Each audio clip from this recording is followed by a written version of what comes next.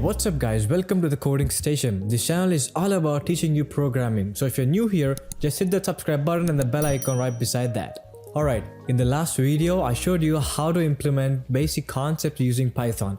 However, I did not show you how to set up a complete environment to start writing any Python code initially, which is exactly what we're gonna do today. In this video, I will show you how and where to download Visual Studio Code and Python from, setting it up, and then how to start your first Python file, and then a little bit about Python virtual environment, and I'll show you how to install any extra packages if you ever need some, and then we'll write our first Python code in a Python file and we'll run that, and that should be the end of the video. So if you're ready, let's get started. So first, we need installation files. For that, fire up your favorite browser and Google for VS Code or Visual Studio Code, both are same. And then go to the website.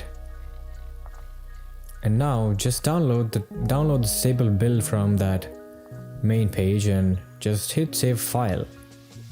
And while that's downloading, let's go Google for Python. And let's go to python.org, which is the official website for Python. And then you can find download option right here, Python 3.9.4, which is the latest version, and that's what I use. And then scroll down here to get Windows installer if that's what you're using. Otherwise, install whichever is right for your computer operating system. So I'm using Windows, so I'm gonna use Windows Installer 64-bit. And then once, let's wait for them to download. Meanwhile, let me open Visual Studio Code setup. And then I accept the agreement, even though I didn't read that. And then I am going to add this to path because that enables us to open this from command line. And then I'm going to register code as an editor for supported file types. Yes, I will do that. And these are the two very useful features where if you enable them, you get this open with code option in any of your folders. So I recommend you doing that, and then hit next and hit install. But I'm not going to do that because I already have it in my computer. I'm going to just cancel it and open Python installation.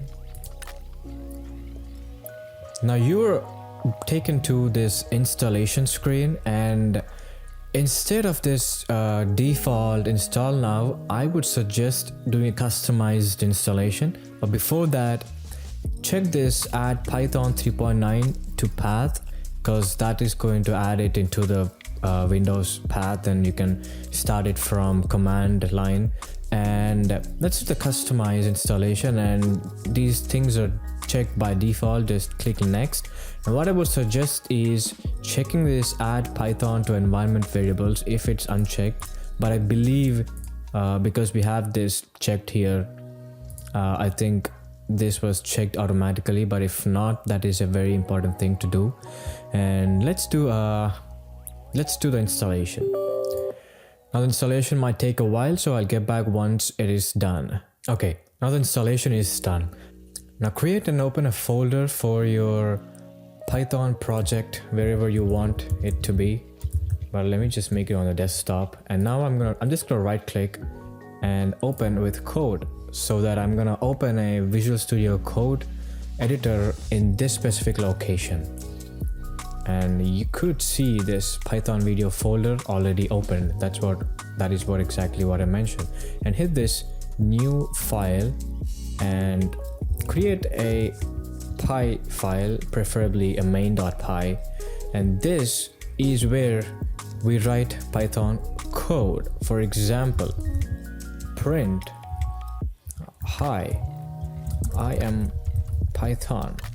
Now I have a basic print statement. How do I execute it, or where do I run it from? So for that, just click this terminal and open a new terminal.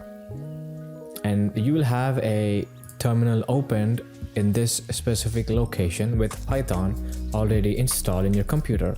And now just do Python and the file name, which is main.py, and let's see what happens. Yay, you got the output. Hi, I'm Python. This is how you run a Python program or create a Python file and run it. But I wanted to quickly mention about Python virtual environment.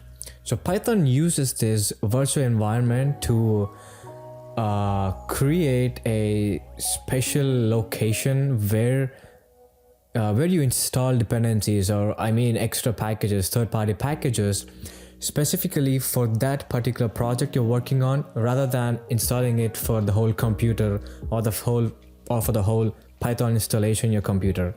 For that, originally we use two things. One is pip. It's a Python package management tool, and venv, which is a virtual environment tool. So instead of both of these, there is a new package called pipenv, which combines this pip and venv into one single package and makes it easier for us to use. So for that, let's install pipenv for now. Let's see how to install a dependency, and it's going to be the same for installing any other dependency, just like how we're going to install pipenv now. So we do that by doing pip install and the package name, and hopefully that installs. Okay, yeah, that's a typo.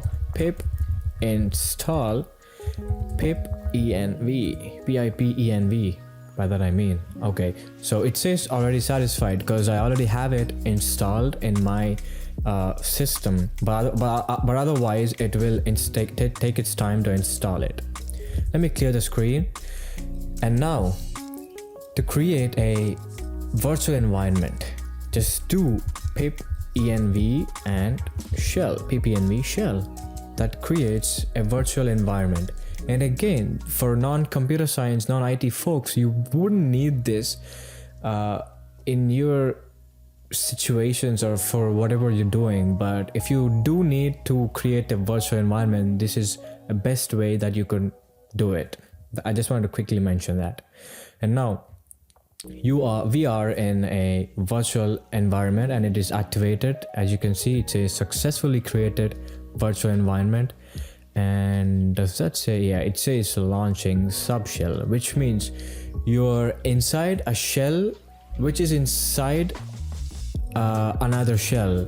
So it's like you're in a terminal inside a terminal. So it could sound like Inception, but that's what is happening right now. Well, from now, when you're inside a pipenv shell or pipenv virtual environment, instead of doing pip, you do pipenv. And I don't know what to install now, but let me just try installing a package called request. It should do it. Yeah, I don't really have it, so it's installing. But the best part is, so there's this. So if you're gonna deploy this application somewhere, you would need all these packages, and you would specify this in a requirements.txt. And if you're using old or conventional methodology to deploy it.